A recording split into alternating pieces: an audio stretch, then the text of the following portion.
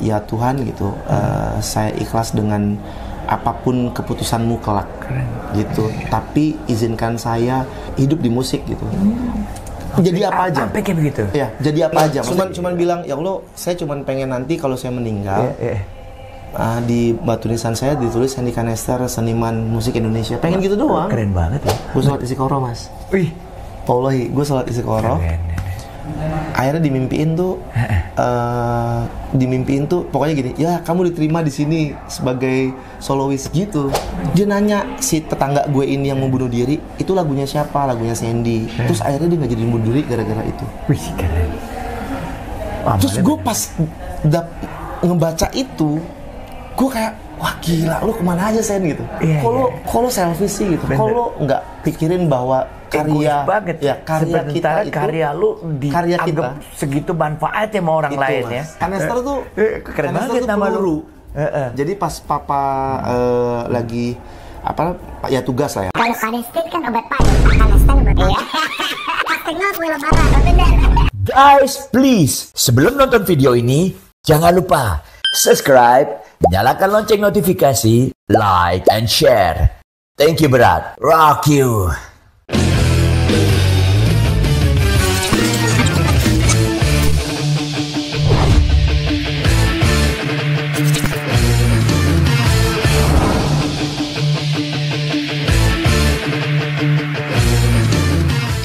Assalamualaikum warahmatullahi wabarakatuh.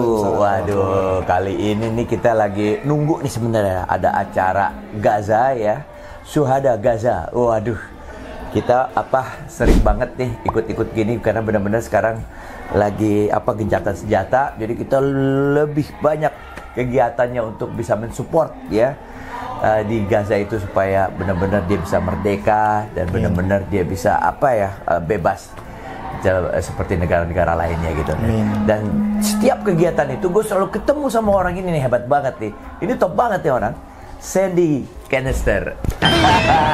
Ini tadi nggak ada ceritanya. Oh, tadi nggak ada. Ceritanya. Gitu.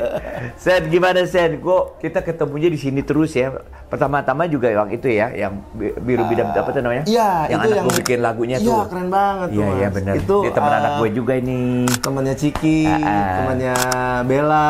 Yang gue tahu sih dia hitsnya banyak nih anak. Bener. Gue bilangnya ini anak aja karena karena kan gue lebih junior. lebih junior, gue lebih senior. Bukan senior. Sebenarnya kalau di musik tuh gak ada junior senior. Yang penting kita bisa berteman ya, bicara musik ya, bicara apa yang kita bisa lakukan di musik ini supaya bisa bikin orang seneng ya. Setuju. Coba lu ceritain dong. Tapi sebelumnya gue sangat senang lah waktu pertama kali tuh emang kenalnya sama Ciki dulu pertama. Oh, sama Ciki ya? Sama Ciki. Jadi kita waktu itu bikin showcase. Ada Ciki, terus sama teman-teman lain kita bikin showcase terus. Gue langsung bilang, Ciki, waduh gue ngefans sama bokap lu, Cik. Waduh. Siapa kenal dia.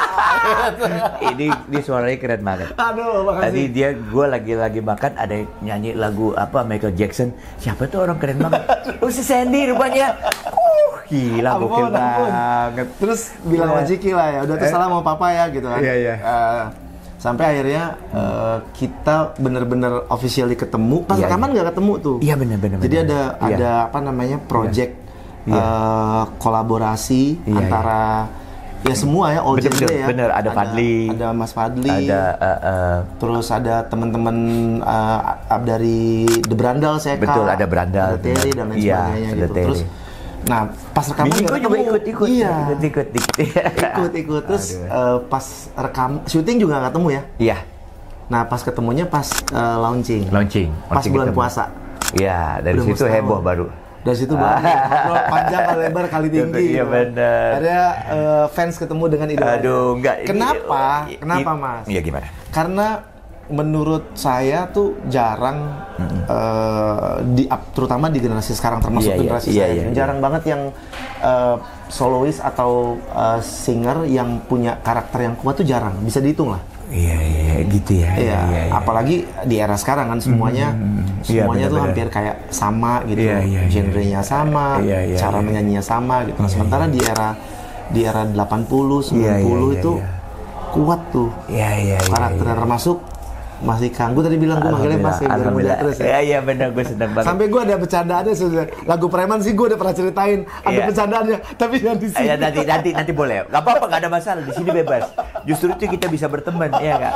Makanya gue demen banget Mas Sandy ini orangnya ya asik, akrab. Maksudnya gue dibecandain, tapi gue ngerasa seneng aja sama dia gitu loh.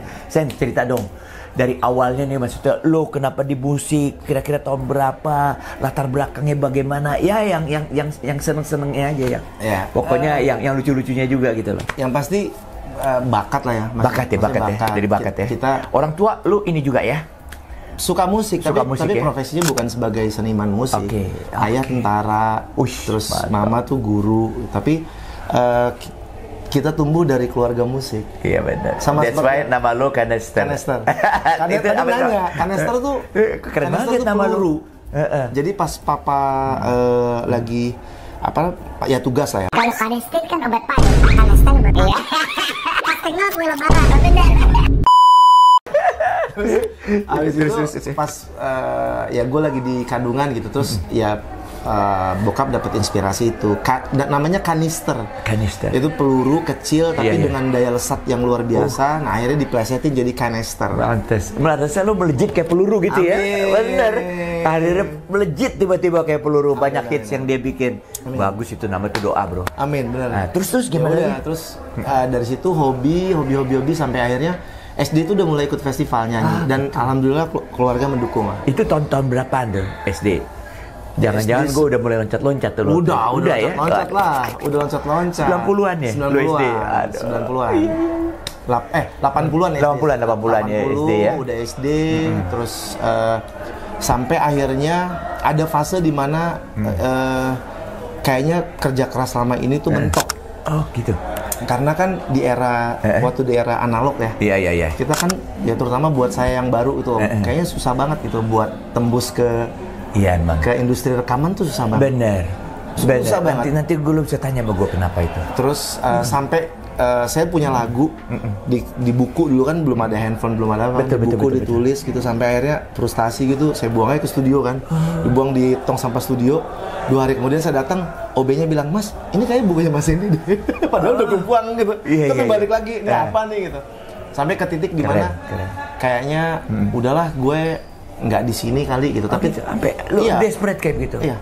Karena nggak kan gini, impian semua musisi di era itu, di era sampai 2000 awal lah ya, itu kan pasti pengen rekaman kan. Iya betul. Pengen punya karya sendiri. Sama lah. Dalam bahasanya tuh pengen jadi artis gitu. Betul.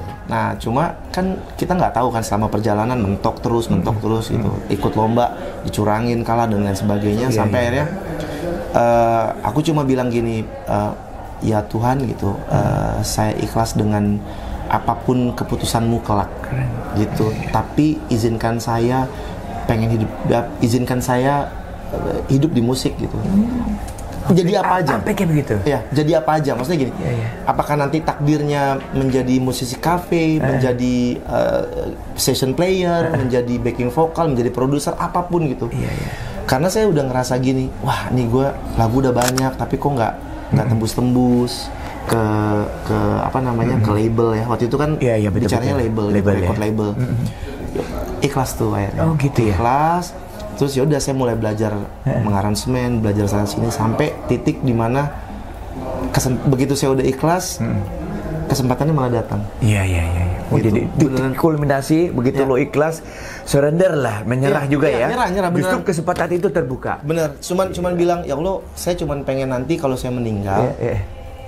Di batu nisan saya ditulis Sandy Kanester, seniman musik Indonesia. Pengen gitu doang. Keren banget ya. Maksudnya lu dari dulu emang udah maksudnya segitu juga bagus lu punya ini katakanlah ibadah gitu ya.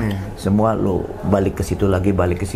Soalnya udah. Karena Gus pada saat itu Gus umur lu jauh nggak begitu. Gue juga bandel Mas. Iya. Tapi gini, ada titik di mana kayak gini. Ya la haula wala quwata sih. Enggak ada daya dan upaya, semua kan dia kan itu. Betul. Berarti orang tua lu cukup mendidik lu untuk lu bandel boleh gitu, tapi tetap jangan lupa sholat. Punya aturan main. Gitu. Itu yang jagain ya. Ya. Benar. Sampai akhirnya datanglah kesempatannya. Ya mulailah sampai ke titik sebelum datang kesempatannya itu lu kan tadi cerita lu sering dibohongin orang, terus dicurangin. Itu gimana ceritanya bisa begitu? Tahun 97 tuh 97 tuh aku ikut festival waktu itu namanya Asia Bagus. Iya tahu. Masih kan pasti tahu. Asia Bagus. Jadi itu ajang nyanyi. Betul. Sebelum ada idola-idol itu ya, apa American Idol kayak gitu ya benar. Jadi tahun 97 tuh satu-satunya sepertinya ajang lomba bernyanyi tingkat Asia. Betul. Krisdayanti kan di situ. Krisdayanti Asia Bagus, terus aku Asia Bagus. Nah, waktu itu kita lombanya aku mewakili Indonesia, menang mewakili Indonesia berangkat ke Singapura. Itu lawannya Malaysia, Korea, Jepang, Singapura, Indonesia. Terus aku udah 2 kali menang nih, tinggal sekali lagi nih. Kalau sekali lagi menang, dapat tiket Grand Champion namanya. Iya. Tapi terus dicurangin di situ. Jadi pokoknya dicurangin lah. Lu pada saat itu bisa menang gitu, bisa bagus gitu penampilan lu jadi juara itu, lu bawa lagu sendiri atau? Enggak, bawa lagu orang. Karena semuanya gitu standarisasi kan. gitu ya. Nanti festival lah gitu ya. Festival. Nanti begitu masuk dapat tiket Grand Champion, nah itu diadu lagi tuh ada 10. Nanti yang menang dari situ harusnya baru dapat kontrak rekaman. Oh keren. Itu yang terjadi sama Rio Febrian gitu.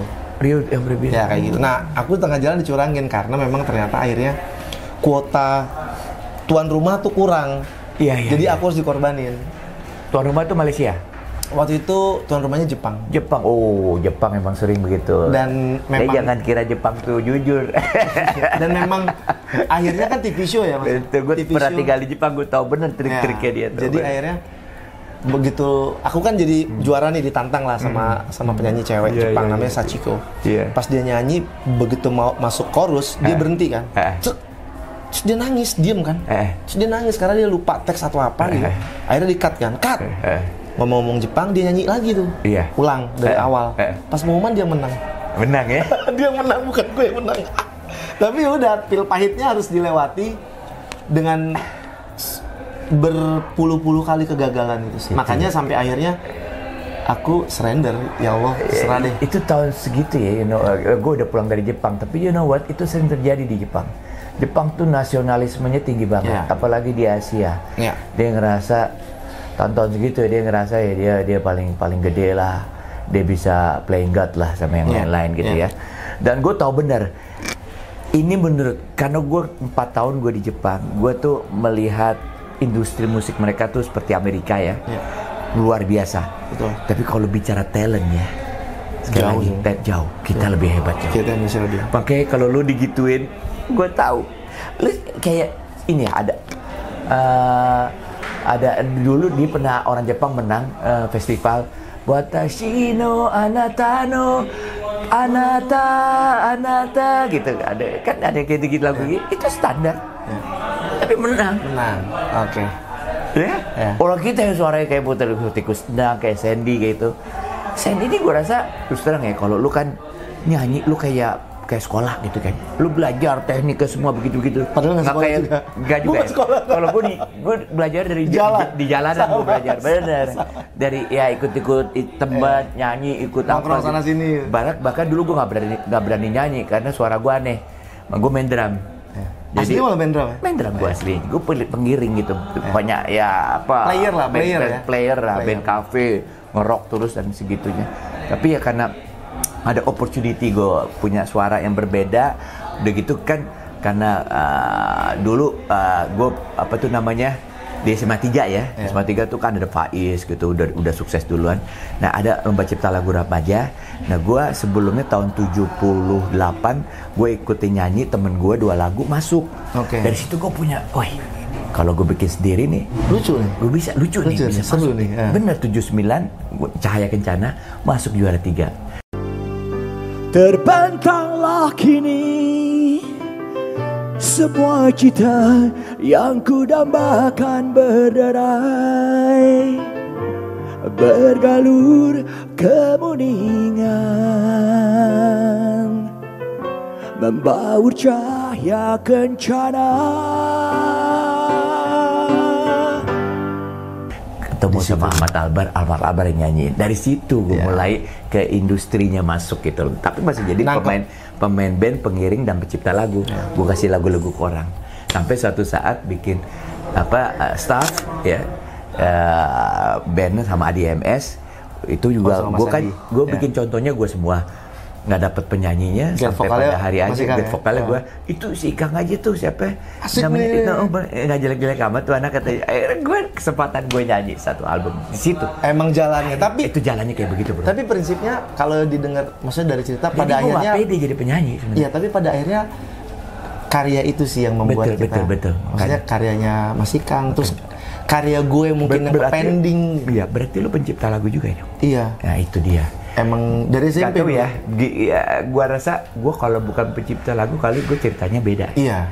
Lu juga gitu sama. Kali? Iya kan? Tapi yang pahitnya kan adalah waktu itu gue ngerasa ini lagu gue udah banyak nih. Betul. Tapi kok nggak ya festival demi festival ikutin terus sama ngebikin band juga punya lagu sendiri tapi nggak tembus sampai akhirnya udah ke titik di mana ya udahlah gue jadi apa aja lah terserah Tuhan.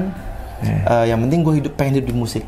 Keren gitu. Jadi belajar nge-produce, belajar as an vocal director dan semuanya akhirnya dijalanin sampai sekarang berbarengan. Oh iya, kalau nggak salah anak gue ya pernah lu jadiin coaching gitu vocal director. Jadi nanti semua. Gue ya. Ayo siap. Gue iya ya. Wah.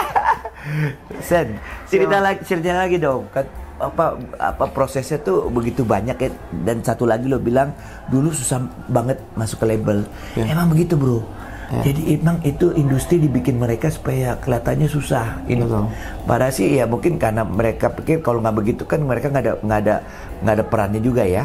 Dan label itu kan sebenarnya banyak ya pebisnisnya bukan orang yang bisnis musik. Iya bisnisnya ada lah macam-macam dan sebagainya gitu lah. Jadi musik tuh bisnis musik itu hanya buat mainan dia aja topping gitu. Iya. Bukan main course ya. Ada beberapa yang seperti itu, tapi ada yang benar juga, ada yang hebat benar juga ada. Jadi sehingga itu jadi eksklusif banget. Nah, gue juga masuk ke industri itu juga kebetulan juga, bro. Boleh dibilang nggak pakai strategi yang benar gitu ya. Karena yang gue cerita kayak gitu.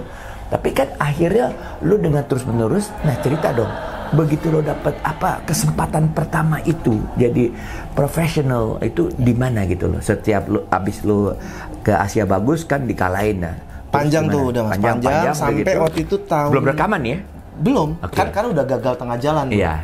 Akhirnya kira-kira umur 21 tuh gue akhirnya berdoa itulah. Maksudnya gue mengubur mimpi gue untuk punya album. Oh gitu.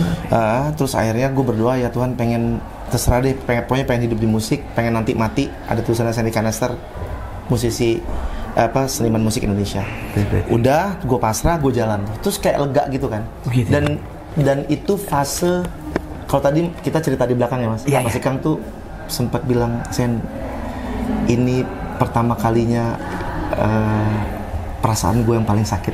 Iya, kurang lebih gitu kan. Iya betul. Gue tuh pengen ngomong tapi oke, gue tahan.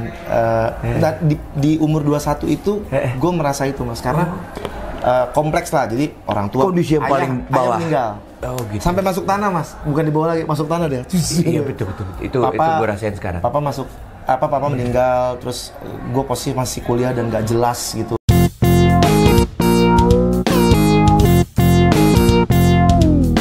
Ayah meninggal, terus gue masih kuliah nggak jelas, dulu mabuk mulu dan sebagainya. Dengan ketidakjelasan itu, akhirnya kepada siapa lagi gue mengadu gitu. Terus akhirnya gue bermunajat gitu dan nggak tahu apakah itu diterima apa enggak, tapi gue setulus hati sampai akhirnya kayak lega. Terus gue nggak tahu nih masalah mana yang harus gue selesaikan di umur gue 21 karena sangat kompleks waktu itu. Sampai akhirnya gue cuma berdoa dan ya udah gue jalan aja. Tapi gue sedikit kenceng gitu, maksudnya pokoknya ya Allah nggak apa-apa, nggak jadi artis deh, nggak punya album. Tapi izinkan saya hidup di musik gitu. Maksudnya buat ibadahnya di situ. Iya. Jadi musisi ya. Udah akhirnya nongkrong di sana sini ke studio terus sama band nih. Waktu itu sama band tuh juga udah ini gagal untuk terakhir kalinya waktu itu ya. Iya. Sama band udah sign sama salah satu label internasional. Iya. Sama Universal waktu itu. Ya sama Universal. Oh iya Universal iya. Udah. Susah masuk situ tuh. Iya, udah sign, udah bikin cover album, udah siap cetak. Terus labelnya bangkrut, divisi lokalnya. Iya betul. Terus gagal lagi band itu 2000-an tuh. 2000 iya. Iya. Gagal. Tahu itu. Gagal, udah tuh. Terus akhirnya itu gue jalan aja ikhlas segala macem. Nah di sela-sela itu tuh gue di studio bareng sama Pai. Kita bikin segala macam, berproses lah sampai ke titik gue sering bantuin ini ngedirect vokal, terus ngebackingin album. Waktu itu yang gue backing itu Utopia. Band Utopia, terus Opik. Opik Tombo Ati sebelum jadi Tombo Ati. Masih rock, itu gue bantuin sealbum. Nah sampai album religinya Opik yang masih Tombo juga Ati sampai jadi gue bantuin backing dan ngedirect vokalnya itu, ngedit segala macam tuh dari Tombo Ati. Terus sampai Dia Lova dia nyanyi. Dia Lova itu dia kasih ke Once. Oh iya Once, iya. Once, tapi dia nyanyi juga kan? Nyanyi juga akhirnya. Itu keren tuh lagu. Iya, terus gue bantuin di belakang layar lah. Jadi kayak lagu Tombo Ati, Alhamdulillah, Assalamualaikum, itu backing vokalnya gue, yang direct gue. Nah disitulah akhirnya ada salah satu label atau musik produsernya mereka. Waktu itu undernya Aquarius tuh, Forte namanya. Iya. Itu undernya Aquarius juga. Terus dia tertarik sama gue, Mas. Dia bilang, Sen, lu ngapain sih? Enggak, kalau kan Aquarius. Ini udah almarhum, Rudi Ramawi namanya. Oh iya. Terus dia yang nafsu banget. Dulu. Ya, dia nafsu banget, bilang, Sen, udah lu rekaman gitu. Bilang ke Pai, bilang ke yang lain, udah lu Sen rekaman aja. Gue kan udah mengubur mimpi ya, kayak nanti ntar gue kalau rekaman gagal lagi gitu. Sampai begitu? Iya, mikirnya, udahlah gue gini aja gitu. Sampai akhirnya dipaksa. Nah momennya waktu itu ada tiga kesempatan lah dan gue bingung. Gue sholat istiqoroh, Mas. Wih, wallahi, gue sholat istiqoroh. Akhirnya dimimpiin tuh, pokoknya gini, ya kamu diterima di sini sebagai solois gitu. Di mimpi itu narasinya ya. Akhirnya, ya udah gue bilang sama Pak Rudi, almarhum, Mas, gue oke deh, bilang, ya wah gitu dong, dia bilang gitu. Ya udah lu bikin deh gitu. Akhirnya gue dibantuin sama Pai juga. Akhirnya kita bikin 3 lagu. Dia sampai ngomong gini, lu nggak usah ngasih demo, pasti gue terima. Udah sampai kayak gitu. Karena nggak tahu dia nafsu aja kali. Sama mungkin waktu itu orang yang ngeliat, ya mungkin orang ngeliat Mas Ikang dengan karakter yang kuat, punya lagu yang bagus. Kacamata si produser atau kacamata label ini mungkin lebih bener gitu dibandingkan kita yang nggak pede ya gitu. Nah singkat cerita akhirnya rilis lah si album Sabtu Minggu itu. Jadi sebelumnya masuk ke satu lagu tuh masuk ke soundtrack Dia Lova, judulnya Cemburu. Ada di Dia Lova itu kan ada 10 lagu. Iya benar. Ada satu lagu. Jadi Dia Lova kan diaransemen sama Mas Adi kan. Benar. Nah itu aku sempat ketemu pertama kali. Terus dia seneng karena Cemburu tuh lagunya kayak semi klasik gitu. Dia kayak ngerasa, wah ini ada anak muda mainin lagu klasik gitu. Ya, itu. Di aransemen sama Adi MS juga? Enggak, sendiri. Terus akhirnya rilis album dengan judul Sabtu Minggu dan alhamdulillah waktu itu meledak lah dan keliling Indonesia. Bener. Sampai akhirnya ada fase berikutnya yang panjang lah. Bener. Wah, ternyata nggak enak nih jadi artis gitu. Ini keren. Boleh nggak kita ngomong sampai ke fase itu? Boleh sih. Boleh. Jadi seru nih soalnya satu rangkaian. Aku ngelihat lu kan orangnya apa ya, benar-benar di musik itu lu tujuannya pengen jadi seniman aja. Iya. Itu kayak judul lagu gua tuh Johnny Gitar. Ayo Johnny Gitar sobatku, katakanlah dunia dengan lagumu tanpa menyerah dan keluh kesah. Johnny Gitar. Gue aja pengen jadi seniman doang. Gue mati hidup gue buat seniman nih. Which is itu bukan gue, tapi gue membanggakan atau gue hormat sama orang yang punya idealisme yang sebegitu kuat. Nih kayak lu gitu. Iya mas. Iya. Enggak. Akhirnya kan dapet itu ya, terus. Ya. Terus akhirnya ini sebenarnya anti klimaks sih yang gue rasakan. Masa sih? Kan dari situ gue soalnya Sanjay Canister kan waktu itu gue denger dia banyak bikin hits, dia juga apa semacam kayak coach juga. Jadi maksudnya lu kualitinya udah jaminan lah. Amin. Gitu ya. Maksudnya ini yang membuat menurut gue sih lu bisa jadi artis abadi gitu. Kalau lu secara teoritis lu menguasai itu yang namanya ilmu musik gitu ya. Jadi usia itu nggak membatasi gitu loh. Jadi bukan hanya performer aja gitu loh. Nah itu yang bagus. Dan menurut gue orang yang seperti itu nggak akan nggak akan begini lagi proyek. Nggak akan drowning ya. Iya. Karena dia apa misalnya kalau dia nggak bisa nyanyi sendiri, dia ketemu orang lagi, dia ini lagi, lagunya jadi lagi, dia aransemen lagi, jadi lagi, dia bikin coach lagi, jadi lagi. Dia jadi sebagai pekerjaan ada terus gitu. Nggak hanya nyanyi tok atau main band tok gitu. Iya sih. Kalau itunya alhamdulillah. Cuma pas fase gimana fasenya gimana? Kenapa bisa terjadi begitu? Ternyata si album ini jalan gitu. Sebenarnya anti klimaksnya karena kan gue udah mengubur itu, mengubur mimpi untuk punya album sebenarnya waktu itu. Karena udah terlalu sering gagal kan. Dan gagalnya macam-macam gitu. Dan gue kayak ngerasa itu bahkan mau rilis Sabtu Minggu aja, mau rilis album itu gue masih nggak percaya nanti gagal lagi deh gitu kan. Sampai akhirnya rilis, gue jalanin itu dengan nggak ada tendensi apa-apa, nggak punya mimpi apa-apa, ya udah kewajiban aja. Karena dari doa sholat istiqoroh itu jawabannya itu. Jawabannya lo pasti jadi. Solo ya gitu ya. Selamat ya, kamu diterima di sini gitu. Tapi as a soloist gitu. Akhirnya gue yakin, ya udahlah coba gitu. Ternyata meledak lagunya si Sabtu Minggu ini. Jadi gue disibukkan dengan aktivitas manggung, promo dan segala macam gitu. Nah, kalau bicara seneng tuh seneng karena karyanya akhirnya diapresiasi sama orang gitu. Tapi gue kehilangan ini mas, kehilangan hidup gue akhirnya. Maksudnya kehilangan hidupnya adalah gini. Kok teman-teman jadi ngejauh ya gitu, karena label artis waktu itu. Jadi misalnya gini, teman-teman kampus jalan, gue nggak diajak, gue telepon kan, lu kemarin misalnya ke Bandung lah gitu, lu pada camping ya di Bandung gitu. Iya, lu kok nggak ngabarin gue misalnya? Ya kan lu udah artis ya. Loh, kan gitu gue, itu satu. Masih kan pasti ngerasain lah bagaimana lu sebagai seorang star terus tiba-tiba semua orang yes sama lu. Iya sih, tapi nggak sehebat yang lu rasain itu. Dan kayak hilang gitu mas, maksudnya di pertemanan bukannya gue yang ngejauh, justru malah mereka orang melihat gue terlalu hebat gitu ya. Waktu itu padahal gini, jadi minder dia biasa gitu. aja gue biasa itu temen kita kan. Itu satu. Terus kayak gue kok nggak bisa bebas. Itu terjadi sama bini gue cerita. Ada yang hilang di hidupnya.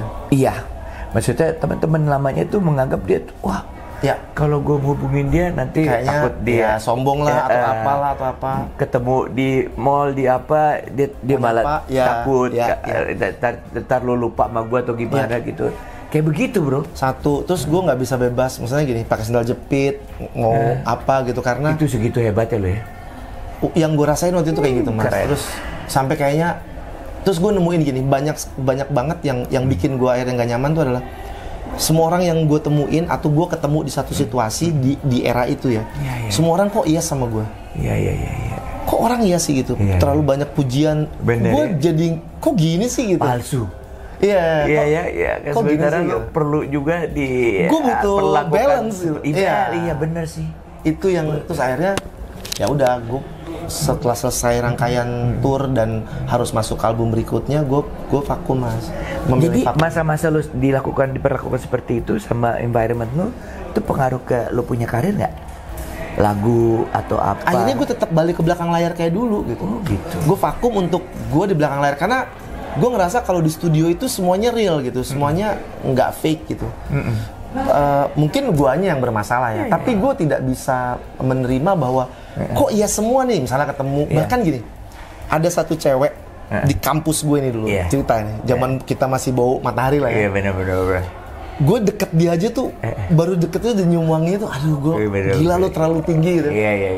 Pada saat gue naik, tiba-tiba dia ngabarin gue, kamu inget aku nggak gini-gini. Sampai segitunya gitu. Kamu ingat aku nggak? Nama aku ini, kita kan teman kampus waktu itu gitu. Nah ini kok dunia gini sih gitu. Bener. Jadi kayak nggak balance gitu. Kayak percaya nggak percaya ya. Maksudnya ya gue tahu kayak apa, ibaratnya apa yang lo inginin bisa dapat dengan mudah semua, gitu ya. Semua. Betul, checklist semua mudah. Tapi bukan itu yang lo harapin. Bener gak sih? Bener. Sama gue ya. Iya loh, kok gini sih? Padahal sih emang udah dikasih. Bukannya ya dulu kita pengen, tapi begitu dikasih dengan mudah kok begini. Bukannya nggak siap atau apa, tapi gue kehilangan itu mas, kehilangan balance-nya. Ngerti gue. Kayak terlalu condong kanan atau terlalu condong kiri. Bener. Kita kan pengennya kadang kanan, kadang kiri. Kadang ya lu kan berharap ya masih pengen dipersulit lah, karena itu emang sulit untuk mencapai ke sana gitu kan. Tapi kok tiba-tiba jadi berubah, dan lu khawatir perubahan itu bukan karena lu gitu, karena lu terkenal gitu kan. Gitu kan. Jadi lu kayak nggak pengen dianggap, jangan ngelihat gue, tolong ngelihat gue seperti dulu juga dong gitu ya. Untuk yang dekat-dekat sebenarnya kan. Iya. Tapi ternyata nggak gitu. Tapi ya udahlah, itu anyway itu perjalanan kan mas. Itu manusiawi banget. Ya, dan akhirnya gue memilih untuk kembali ke belakang layar. Nah, sampai akhirnya gue nyaman di situ. Album gue keteteran, lama nggak rilis. Terus gue rilis lagi tahun 2008, 3 tahun. Idealnya kan kalau orang rilis album meledak, dia harus rilis lagi dong tahun depan berikutnya. Gue malah enggak gitu. Sampai label negor kan, Sun, ini kamu punya tanggung jawab bla bla bla gitu. Ayo dong gitu kan. Ya udah, akhirnya bikin lagi, meledak lagi tuh yang si telepon aku. Betul. Gitu lagi. Terus tapi udah lebih santai itu kan. Zaman 2010-an ya kayaknya. 2008. Kalau yang telepon aku. Iya, lu zamannya lu tuh, benar. Terus sampai akhirnya di belakang layar lagi. Nah, ada momen yang membuat gua tersadar mas. Makanya tadi kita cerita. Intinya adalah waktu itu ternyata keputusan gue untuk di belakang layar nggak mau nongol lagi. Ternyata gue selfish gitu. Ternyata gue zolim sama diri gue sendiri. Gue kayak ngerasa nggak bersyukur karena sederhana waktu itu. Jadi gini, di 1 minggu itu banyak banget yang masuk. Waktu itu masih Facebook gitu. Awal-awal Facebook lah kalau nggak salah. Terus banyak yang DM kalau bahasa sekarang gitu, yang message ke gue bilang, Kak Sandy albumnya kapan rilisnya? Aku nungguin loh. Album pertama kakak tuh yang menemani aku saat skripsi satu. Kak, kapan albumnya rilis? Karena waktu mama aku lagi di rumah sakit, album kakak yang menguatkan aku. Wah, ini keren ini ceritanya. Yang ada lagi yang message juga, bro, kalau bahasa sekarang gitu ya. Bro, gue ngekos, tetangga kosan gue, sebelah kamar gue itu mau bunuh diri.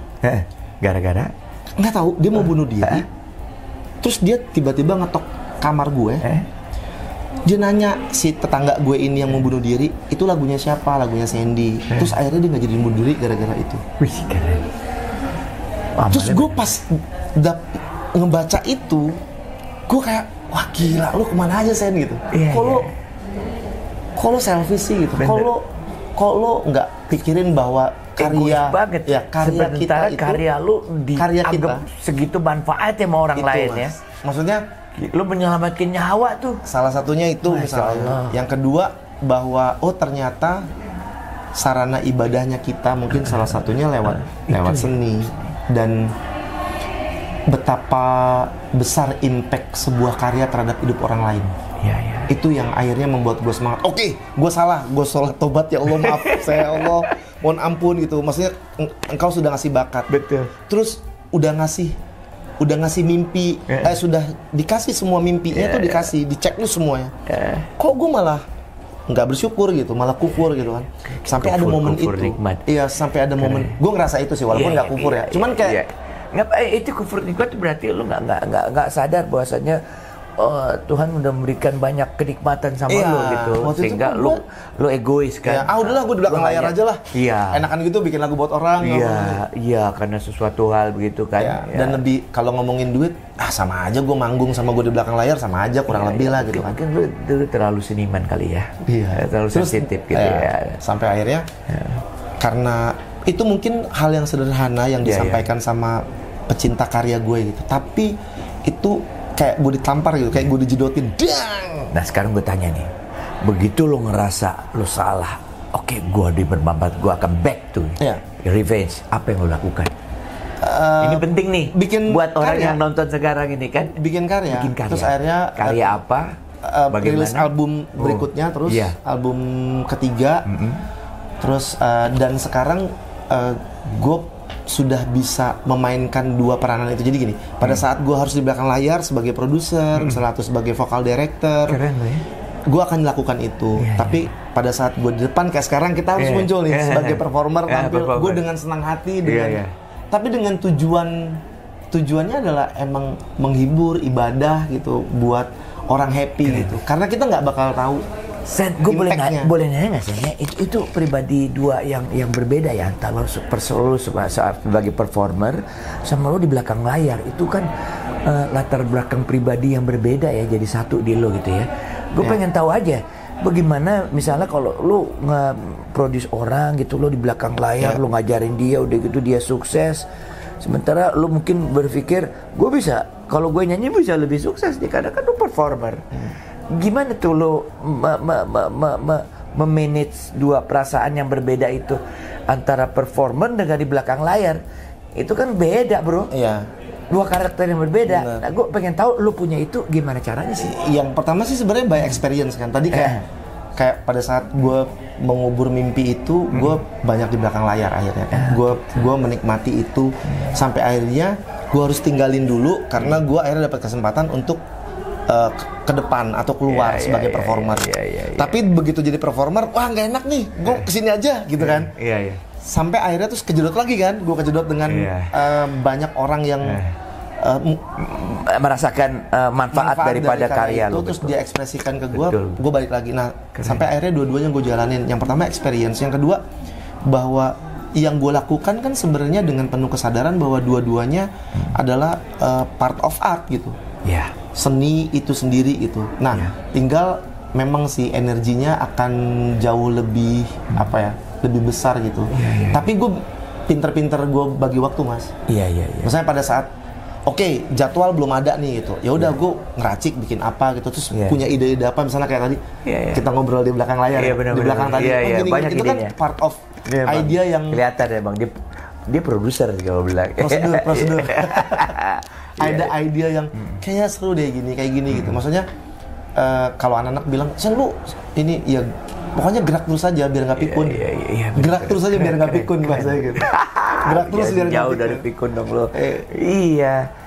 Itu. Jadi kecuali gini mungkin, Mas. Kecuali misalnya gue sebagai performer tapi terus misalnya gue sebagai politician misalnya. Itu mungkin akan biar gimana pasti akan ada yang dikorbanin.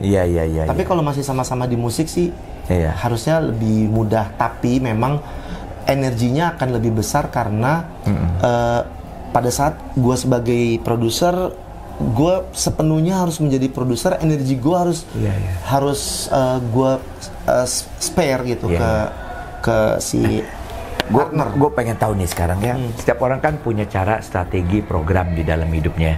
Kan lu udah jelas-jelas bilang gue pengen jadi seniman. Itu jelas, itu keren banget. Nah, apa yang lo upayakan untuk jadi seniman aja gitu? Kan sementara itu kan lo sekolah juga apa gitu. Mungkin sekolahnya lo ambil jurusan yang ada ininya dengan seni atau bagaimana, sekolahnya lo tinggalin dulu atau bagaimana. Nah, itu ada nggak? Lo belajar ilmu kesenimanan itu dari mana gitu lo? Nggak mungkin ya kalau seandainya lo merangkap jadi seniman tapi lo nggak belajar seni gitu lo secara ini ya, secara apa tuh namanya, akademis atau gimana gitu kan ya. Ada nggak yang lo upayakan seperti itu gitu? Kalau ini kan penting buat yang nonton ini kan, supaya dia juga tahu kan kalau dia cita-cita jadi seniman aja apa yang gue harus lakukan. Lo kan udah sukses. Amin. Cerita dong. Kalau kan gini, kalau pendidikan akademis sih, setiap orang kan pasti beda-beda.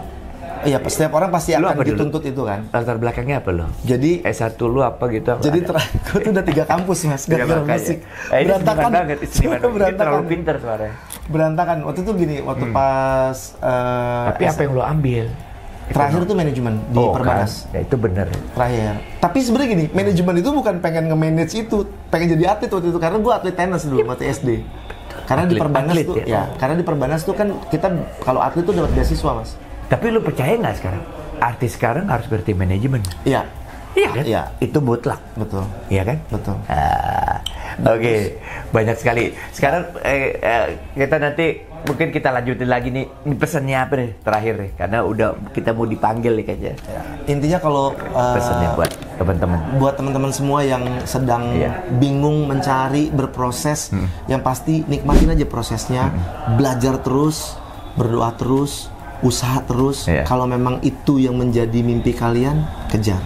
Insya Allah pasti ada jalan baik buat, dan itu jadi jalan ibadah buat kita. Gue kayak suatu waktu akan berkolaborasi. Ayo dong, Banyak. wajib Kayak anak muda ini ilmunya banyak. Aduh, ampun. Thank you, bro, ya. Siapa Gua sehat bahagia terus. ketemu lo. Semangat, Terima Mas. kasih, semoga ini manfaat. Sampai jumpa lagi ya. Sehat terus, bahagia terus. Assalamualaikum.